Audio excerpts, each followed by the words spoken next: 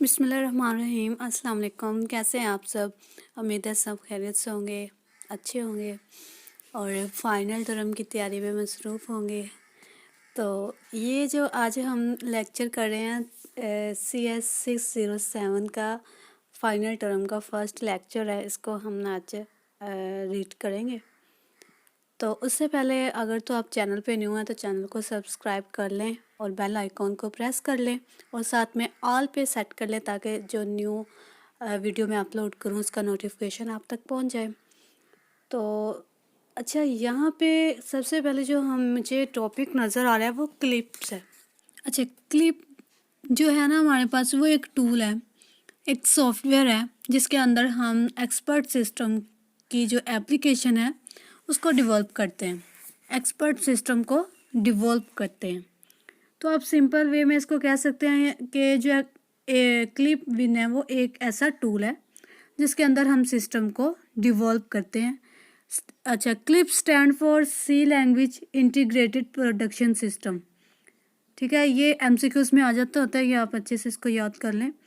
Clip is an expert system tool. ठीक, अच्छा, ये उन्होंने कहा ये ऐसा एक्सपर्ट सिस्टम टूल है जो हमें अच्छी इन्वायरमेंट प्रोवाइड करता है, रूल ऑब्जेक्ट जो भी होते हैं एक्सपर्ट बेस के वो भी प्रोवाइड करता है। और ये लिंक दिया हुआ है, यहाँ से जाके आप इसको डाउनलोड करके अपनी विंडो में इंस्टॉल कर सकते हैं। और ये लिंक जो है आपके पास प्रैक्टिस क्वेश्चन है, इसके अंदर कमांड्स वगैरह दे के दी हुई हैं, तो आप इसको डाउनलोड करें और अपने तौर पे इसको प्रैक्टिस करें तो आपकी अच्छी खासी प्रैक्टिस हो जाएगी। आपको पता है कि किसी भी प्रोग्राम में किसी भी लैंग्वेज में हम कमांड्स जब तक ना दें तो हमारे जो फंक्शंस हैं वो परफॉर्म नहीं होते। तो यहाँ भी कुछ ऐसे कमांड्स हैं जिसके ज़रिए हम अपनी एग्जीक्यूशन जो है वो करवाते हैं। सबसे पहले तो है हमारे पास एंटरिंग एंड एग्जिट कमांड। इसमें है कि जब आप सॉफ्टवेयर ओपन करते हो तो एक प्रॉम्प्ट जो क्लिप आपको नज़र आना शुरू हो जाएगा। इसके सामने आपने अपनी कमांड देनी है, जो भी आप एग्जीक्यूट करवाना चाह रहे हो, तो वो आपकी जो एग्जीक्यूशन है उस कमांड के ज़रिए हो जाएगी। तो यहाँ पे जो एग्ज़िट करने के लिए कमांड यूज़ कर रहे हैं वो एग्ज़िट कमांड ही है। अगर आपने एग्ज़िट कमांड दी है तो आप क्लिप से एग्ज़िट हो जाओगे। तो ये इसकी ख़ास बात थी। लेकिन बात यह है कि अगर आप जो भी कमांड आप देना चाह रहे हो उसको आपने एक ब्रेसेस के अंदर देनी होगी। अगर आप ब्रेसेस के अंदर नहीं दोगे तो एरर जो है वो आपको शो हो जाएगा, बिल्कुल डेलीमीटर की तरह। मतलब एक हद होती है, उन्होंने हद हमने उसकी एक रखी है, हद उसकी बंद करनी है, तो इस तरह होता है। उसके बाद इसकी कुछ फील्ड भी हैं। फील्ड, इसके डिफरेंट फील्ड जो है वो क्लिप के साथ यूज़ की जाती हैं, जैसे कि न्यूमेरिक फील्ड है, सैम्बल उसमें यूज़ किए जाते हैं, स्ट्रिंग यूज़ की जाती है, फ्लोट न्यूमेरिक में यूज़ किया जाता है, और उसके बाद इंटीजर किया जाता है, नेगेटिव नंबर्स किए जाते हैं। तो ये देख लीजिएगा, कम जूम कम कर देती हूँ। अच्छा जी, तो ये फील्ड हैं कुछ जो इसमें यूज़ की जाती हैं। ये याद रखना है आपने, जो आपके पास स्ट्रिंग होती है वो ऑलवेज डबल कोटेशन में आपने करनी होती है, तब आप शो करवा सकते हो। और ये केस सेंसिटिव है, ये जो मोस्ट इम्पॉर्टेंट बात है, केस सेंसिटिव है। अगर फॉर एग्जांपल आपने एक प्रोग्राम में वेरिएबल जो है वो डिक्लेयर करवाया है, उस वेरिएबल को आपने सारे प्रोग्राम में यूज़ करना है, तो आपका वो वेरिएबल जो उसके अंदर आपने लेटर लिखे हैं वो सेम लेटर वही सारे यूज़ करने हैं। उसमें कोई अगर ये ना हो कि आपने पहले जो डिक्लेयर कराया है वो उसमें से कुछ लेटर जो है कैपिटल हों, कुछ स्मॉल हों, तो दूसरी जगह पे आप जाके उसको चेंज कर दो, तो इससे काफ़ी ज़्यादा जो है वो मुश्किल आती है। आगे है हमारे पास डेफ टेम्पलेट कंस्ट्रक्ट। अच्छा, जब भी हम कोई फैक्ट जो है ना वो ऐड करते हैं तो उनको जो उनका रिलेशन है उसको हम डिफ़ाइन करते हैं, ठीक है, ताकि हमें पता चले कि इनके अंदर क्या रिलेशन है, और उस रिलेशन को हम किसी फॉर्मेट के ज़रिए जो है वो डिफ़ाइन करते हैं। उस फॉर्मेट को हम डेफ टेम्पलेट कंस्ट्रक्ट कहते हैं, ठीक है, जिसके अंदर आप इसको सिंपल वे में कह सकते हैं कि जो डेफ टेम्पलेट कंस्ट्रक्टर है वो रिलेशन का स्ट्रक्चर जो है वो बयान करता है। तो ये इसका जो है फॉर्मेट है, ये आपने याद कर लेना है, एमसीक्यूज में भी आ सकता है।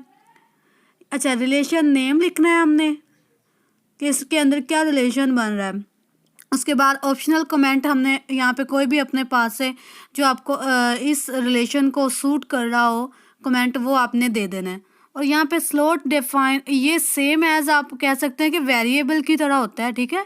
इसमें आपने जो स्लॉट होती है उसमें आपने स्पेस नहीं इंक्लूड करनी होती। स्पेस आप दोगे तो आपका जो क्लिप है वो एरर दे देगा। तो ये अब देखें, ये जो उन्होंने एग्जांपल दी हुई है यहाँ पे उन्होंने यही बताया हुआ है कि हमने एक फादर का रिलेशन जो है वो डिफ़ाइन करना है उसके सन के साथ, ठीक है। एक फादर का रिलेशन हमने डिफ़ाइन करना है, तो ये रिलेशन नेम उन्होंने फादर दिया हुआ है। नेक्स्ट उन्होंने ये कमेंट दिए हुए हैं स्ट्रिंग डबल कोटेशन में, रिलेशन फादर है अपने पास से, आप यहाँ पे कोई भी कमेंट जो है वो दे सकते हैं। तो ये जो है स्लॉट दी हुई है, ये देखिए फादर नेम ये सेम एज वेरिएबल की तरह है। तो सन नेम और फादर नेम ये आपने देख लेना, 2 स्लॉट ली हुई हैं उन्होंने। ये हमारे पास एक स्ट्रक्चर, रिलेशन का स्ट्रक्चर बन गया। इस स्ट्रक्चर की हेल्प से हम फैक्ट को ऐड कर सकते हैं, ठीक है। ये आपने याद रखना है। आगे है हमारे पास add fact, adding fact. Adding जो फैक्ट है उसको हम एक प्रेडिकेट फॉर्मेट में ऐड करते हैं। तो जो ऑल नॉन फैक्ट्स होते हैं सेट, जिस ऑल नॉन फैक्ट का सेट जो होता है उसको हम फैक्ट लिस्ट बोलते हैं। एक लिस्ट में फैक्ट को ऐड करने के लिए हम एजर्ट कमांड जो है वो यूज़ करते हैं। ये कुछ फैक्ट हैं जिसको हमने ऐड करना है। मैन, फादर, ये ब्रदर हमारे पास रिलेशन नेम है और ये हमारे पास स्लॉट है, ठीक है। और ये देखिए अब हमने क्लिप के आगे एजर्ट लिखा, अब मैन रिलेशन है और यहाँ पे स्लॉट नेम है और नेक्स्ट इसका वैल्यू दिया हमने। और इसी तरह फादर रिलेशन नेम है और फादर नेम जो है स्लॉट है और ये फर्स्ट स्लॉट, ये सेकंड स्लॉट का डाटा। इसी तरह नेक्स्ट अब बात ये है कि जब भी आप कोई फैक्ट ऐड करते हो तो हर फैक्ट का एक इंडेक्स जो है वो उसको असाइन कर दिया जाता है हर फैक्ट को। तो जो इसका स्टार्ट एड्रेस होता है वो 0 होता है, 0 से आगे जो है वो चलता रहता है। अगर तो आप वो फैक्ट लिस्ट जो है वो देखना चाह रहे हो तो आप फैक्ट कमांड के साथ वो लिस्ट देख सकते हो। यही उन्होंने यहाँ पे भी आपको बताया है कि अगर तो आप चाह रहे हो कि आपने एक स्पेसिफाई जो फैक्ट है वो देखना चाह रहे हो, फॉर एग्ज़ाम्पल आपने 20 फैक्ट जो है वो ऐड किए हैं, तो उनमें से आप चाह रहे हो कि जो लास्ट वाले 5 फैक्ट है ना 16 से 20 तक वो आप ना देखना चाह रहे हो, तो आपने ये वाला फॉर्मेट जो है ना वो यूज़ करना है। तो और आपने वो फॉर्मेट यूज़ करके एंटर करना है, तो आपको वो जो लास्ट 5 फैक्ट हैं वो दिखाई देंगे, तो वो आपको शो करवा देंगे। रिमूव फैक्ट के लिए हम रीएक्ट कमांड जो है वो यूज़ करते हैं। और अगर आपने कौन सा फैक्ट ये आप पे डिपेंड करता है कि फैक्ट 1 को रिमूव करना है, तो आप रिएक्ट 1 कर दोगे तो वो 1 फैक्ट जो है वो रिमूव हो जाएगा। तो इसी तरह अगर आप 5 फैक्ट को रिमूव करना चाह रहे हो तो यहाँ पे 1 की जगह पे 5 आ जाएगा। इसी तरह जिस आपकी मर्ज़ी होगी जिस तरह आप रिमूव करना चाह रहे हो। ये देखिए अब आप चाह रहे हो कि फैक्ट जो है 1 और 3 जो है वो रिमूव हो जाए, तो इस तरह का फॉर्मेट जो है वो आप दोगे और आपका जो एग्जीक्यूशन है वो परफॉर्म हो जाएगी। आगे आपके पास मॉडिफाइंग एंड डुप्लीकेटिंग फैक्ट। जब हम फैक्ट ऐड करते हैं तो उसमें कोई मिस्टेक हो जाती है, मतलब हम चाह रहे होते हैं कि उसको अपडेट करते रहे साथ साथ, तो उसके लिए हम जो है वो मॉडिफाई कमांड जो है वो यूज़ करते हैं। ये देखिए अब यहाँ पे हमने एक जो फैक्ट है वो ऐड किया हुआ है। हम चाह रहे हैं कि जो फादर स्लॉट है ना इसको हम मॉडिफाई करें, तो हम चाह रहे हैं कि जो अहमद है अहमद की जगह पे हम अली अहमद रखें। तो हम क्या करेंगे, मॉडिफाई कमांड लिखेंगे साथ में और साथ में टू लिखेंगे कि हम इसका जो हमारे पास फैक्ट है वो दूसरा फैक्ट मॉडिफाई करवा रहे हैं। तो यहाँ पे जो फादर नेम स्लॉट है उसके वैल्यू जो है वो चेंज हो जाएगी। और इसी तरह अगर हम चाह रहे हैं कि एक फैक्ट के डुप्लीकेट हो, तो ये देखें अब स्लॉट नेम भी सेम और उसकी वैल्यू भी सेम आ जाएगी। हमारे पास the watch command. Watch command क्यों यूज़ की जाती है? ये डीबग प्रोग्राम जो डीबगिंग हो रही है ना उसके लिए यूज़ की जा रही होती है। अगर आप चाह रहे हैं कि जो आप एजर्शन कर रहे हैं या मॉडिफिकेशन कर रहे हैं उन फैक्ट्स को, और तो आप उनको देखना चाह रहे हैं, व्यू करना चाह रहे हैं उनका, तो आप वॉच फैक्ट लिखेंगे तो आप उसका जो डीबगर है वो आपको उसकी मॉडिफिकेशन एजर्शन जो है उसकी दिखा देगा। और इसी तरह अगर आप इसको अनवॉच करना चाहते हैं, इसको ख़त्म जो आप व्यू कर रहे थे उसको बंद करना चाह रहे हैं, तो आप ये अनवॉच फैक्ट जो है कमांड देंगे तो आपका जो देख रहे थे व्यू आपका ख़त्म हो जाएगा। अच्छा, आगे हमारे पास है डेफ फैक्ट कंस्ट्रक्ट। इसमें क्या होता है कि आप कह सकते हैं कि एक ऐसा फैक्ट का सेट होता है जिसके अंदर हम अगर रीसेट कमांड देते हैं तो वो ऑटोमेटिकली मेमोरी को इनिशियल स्टेट पे वो सेट कर देता है। तो इसके लिए हम जो है वो डिफेक्ट कमांड यूज़ करते हैं इसको परफॉर्म करने के लिए। नेक्स्ट है हमारे पास द कंपोनेंट ऑफ रूल।